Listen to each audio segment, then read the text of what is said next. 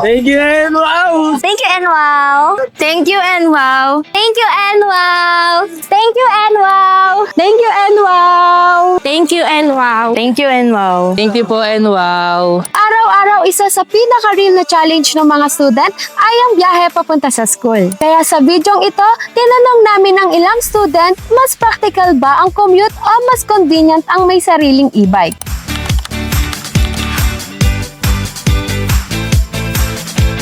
Madalas po, nag-jeep po ako, which is kailangan pa po na mag-wait na mapuno yung jeep. And medyo hassle siya pag late na ako. And then pag kailangan naman po talaga na mas mabilis or malapit lang naman, nagta-tricycle po ako, which is medyo mahal kasi kailangan po special. So, hindi sila mag-aantay ng other passengers.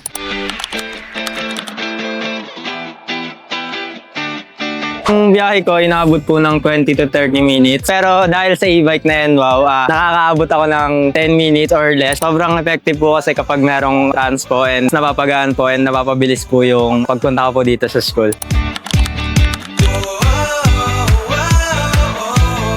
Yung pinakamahirap talaga sir, yung traffic. Tapos mahirap pa po sumakay pagka rush hour. Pero dahil po sa NWOW, napakalaking tulong po nito. Kasi hindi na kailangan mamasada pa or kaya commute.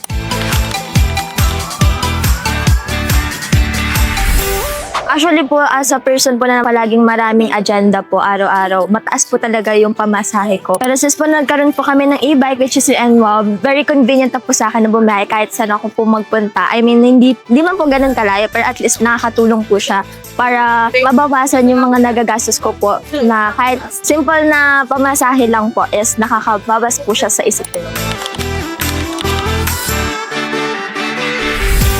Madalas po pagod na, lalo na isang oras po yung biyahe at siksikan pa. Napadali po yung biyahe ko nung nag-e-bike po ako.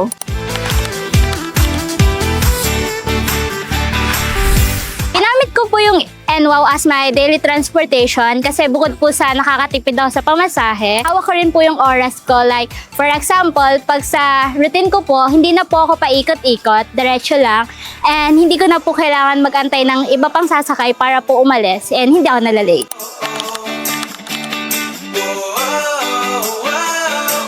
Simula po nung gumamit kami ng e-bike, mas napabilis po yung pagpasok ko sa school. Tas kapag uuwi po ako, hindi po ako pagod na umuwi sa bahay. Kasi simula po nung nagka-e-bike kami, ano na siya, less hassle po. Kasi kapag dati po kasi nagko-commute lang ako, yung transportation po na ginagamit, masikip po pag nagko-commute, maraming tao, taka mag-iintay ka pa po ng darating na masasakyan. Pero po simula nung nagka-e-bike kami, ang laki po ng pagbabago. Ako lang po yung mag-isa nakasakay sa likod, tapos diretso pasok at uwi lang po. Wala na pong ibang dadaanan, wala nang ibang iintayin.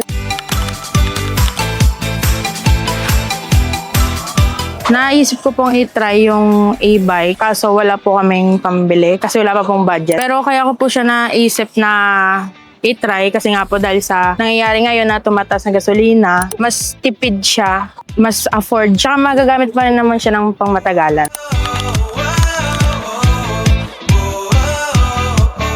So bilang estudyante, malaking tulong para sa akin yung e-bike dahil unang-una syempre nakakatipid ako sa pamasahe. Lalo na ngayon sa panahon ngayon ng crisis sa oil. And pangalawa is nabawasan yung stress ko sa biyahe.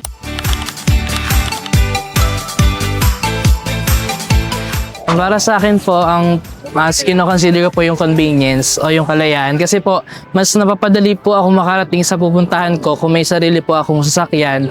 Tsaka po mas bibilis din po yung oras ng pag-aayos ko ng sarili ko tsaka nung pagpunta ko rin po sa ibang lugar. Kasi po unlike po sa pagko-commute is mas hassle po siya tsaka mas mapapalaki po yung gastos. Unlike sa pagpili ko po ng convenience o ng kalayaan na kung saan may sarili po akong sasakyan na gagamitin as mapapadali po yung pagpunta ko sa ibang lugar at mas makakatipid po ako. Iba-iba man ang sitwasyon ng bawat estudyante, malinaw na malaking factor ang transportasyon sa oras, gastos at energy nila araw-araw. Para sa iba, commute pa rin ang practical. Para sa iba naman, ang sariling e-bike ay pwedeng maging mas convenient depende sa kanilang routine.